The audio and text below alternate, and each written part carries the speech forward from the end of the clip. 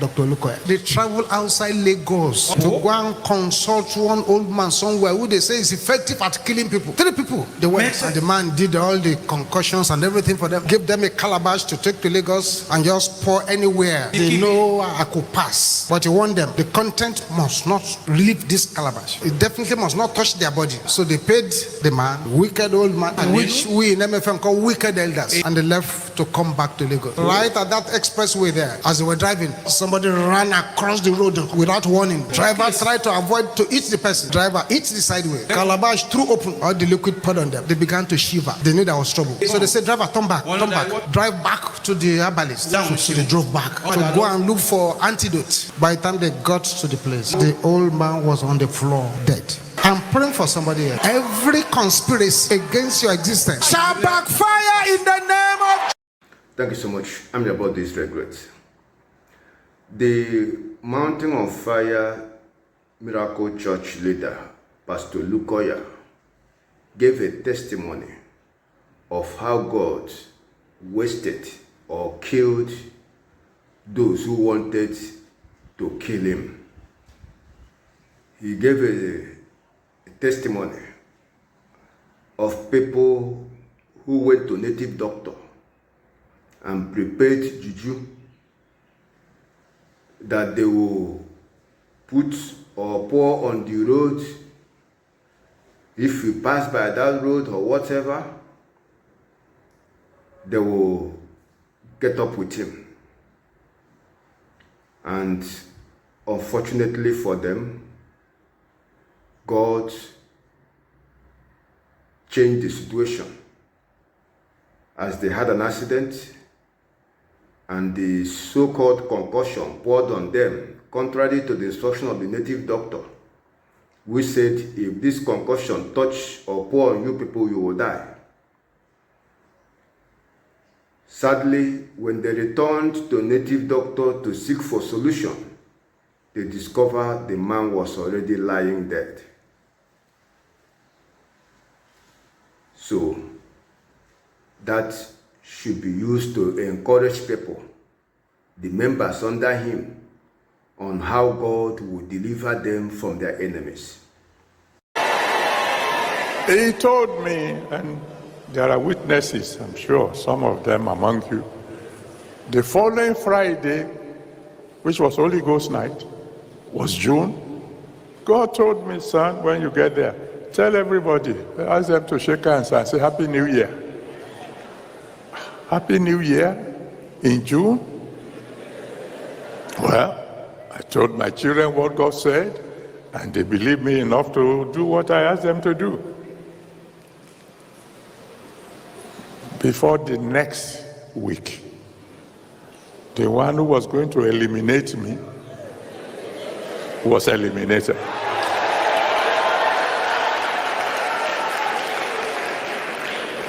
The people that God is talking to tonight, they know.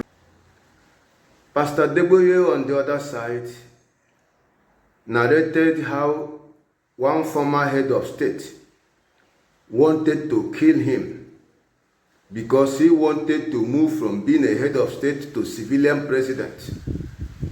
And he went to consult a witch doctor who told him that his plans will not work because one man is praying in the camp.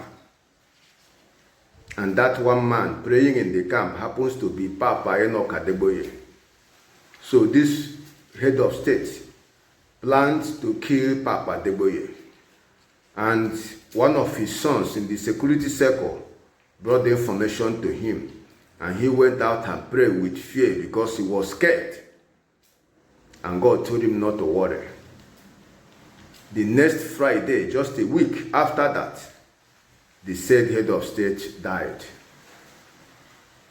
And Papa Adeboye used that also to encourage the members that God would deliver them from their enemies. These two examples or stories presented by these two highly respected men of God is so unfortunate. It runs foul to the New Testament order, It runs foul to what is expected of the Spirit of Christ. There is no example of such in the New Testament where you give such unfortunate story of how your enemies were killed because they wanted to kill you. They wanted to. They have not executed that. Lo and behold, the example we have of that of Stephen, of that of Jesus Christ, has to do with people already executing that. Stephen was being stoned and blood was gushing out. Life was almost getting out of Stephen. This man used the remaining strength in him to cry out to God, not to hold this sin against these people. Stephen prayed for those who stoned him to death, not those who wanted to kill him. Jesus Christ told God to forgive those who carried out one action or the other as he suffered on the cross He prayed for his enemies. He prays for those who want him dead, who executed it. Jesus Christ prayed for them.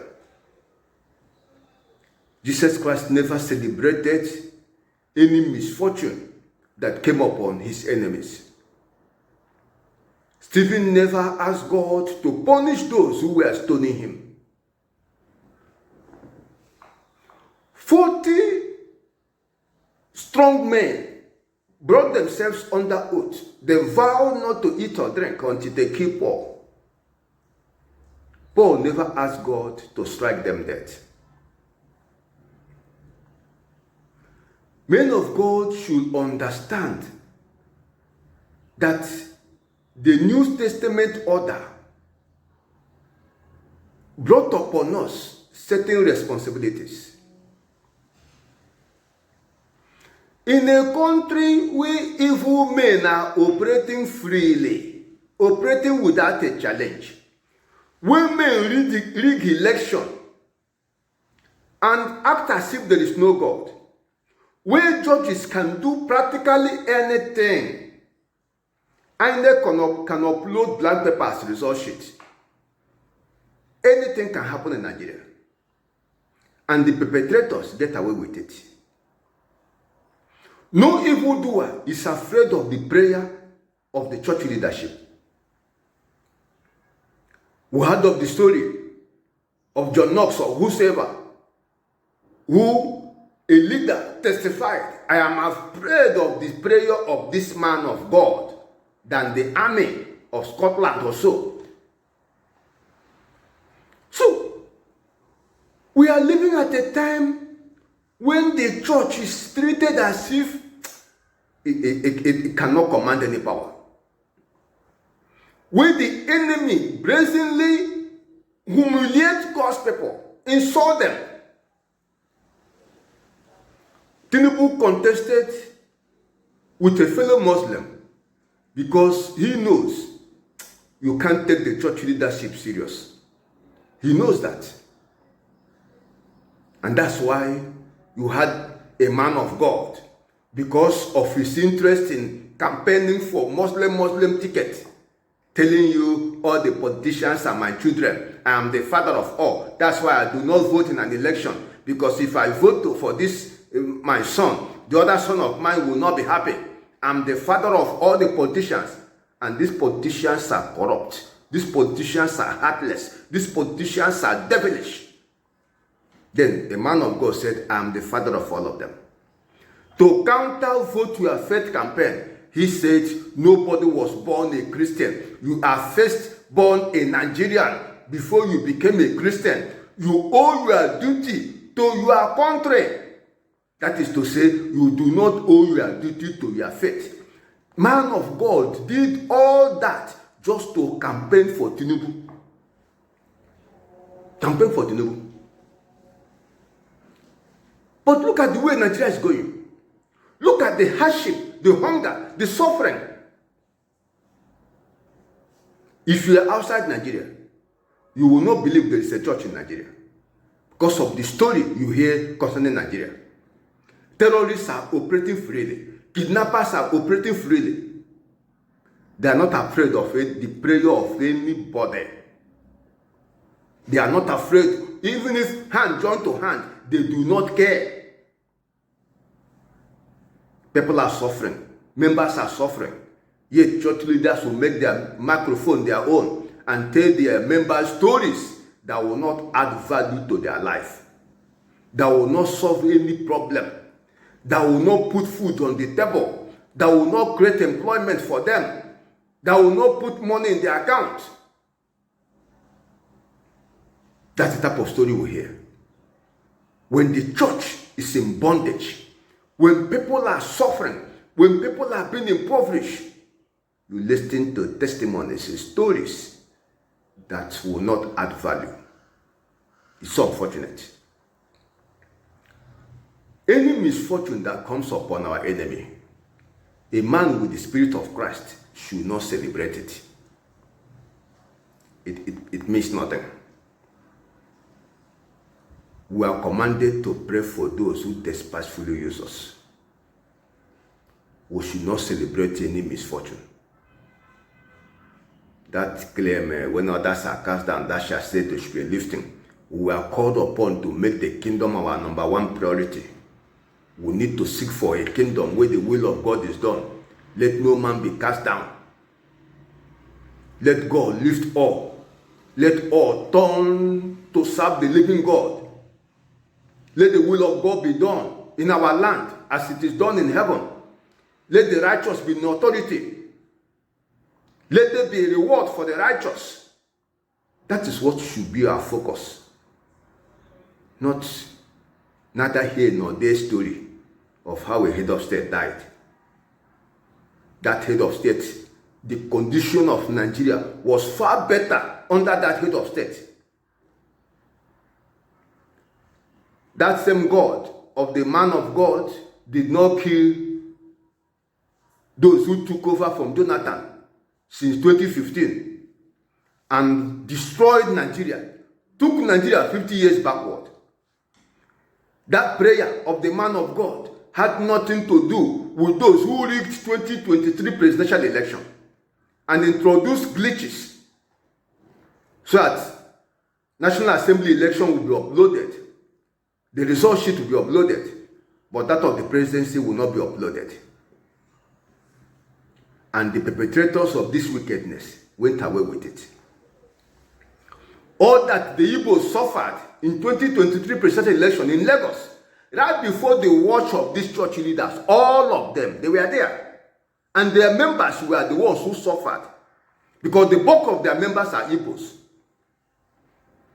All the humiliation, all the intimidation, all the attack, they were there watching it. Being perpetrated by their own people, they were there watching it. Their prayer and their God did not punish anybody. We should not be playing on people's intelligence because the people are gullible. They don't want to read their Bible. They don't want to use their brain. That's why Nigeria is moving backward. Poverty capital of the whole world. The church leaders celebrate it. Something that should make us ashamed. The state of Nigeria should make us ashamed. And we tell story of how God killed our enemies. Only our enemies that God will kill. The enemies of the people, God will promote them because the church leaders support and collaborate with the enemies of the people. Promote their activities, campaign for them, speak well of them. So God will not kill them. It's only if you demand for what that money is being used for, then poverty will ravage you. You become poor. If you hate or you are enemy of a church leader, then the God of that church leader will kill you. That's the story we hear. But those destroying Nigeria, stealing crude oil, printing money and looting it, creating problem, causing poverty, killing Nigerians, nothing will happen to them. The God of the church leadership will not kill any of them, but will continue to promote them to do more wickedness. We need to hear more better story. It's so unfortunate. That's why the church is not teaching anything. No teaching priest. People listening to things that will not move them forward. It's so unfortunate. Let us grow up. We can do better than this. Let us be Christians indeed and embrace the Spirit of Christ. Pray for our enemies. Let us not rejoice over any misfortune that comes upon them. That is Christianity. It may be a burden, but the yoke is light. May you please all to share this video and subscribe to the channel. Nobody. Some years ago, one head of state wanted to switch over from being a military head of state to becoming a civilian head of state. And he went to consult some fortune tellers. And the fortune tellers told him, your plan can't work because there is one man in a place called camp who is praying against your plan. So what do? They told him, eliminate him. Somehow, one of my children who was in the Secret Service heard that there was a plan to eliminate his spiritual father.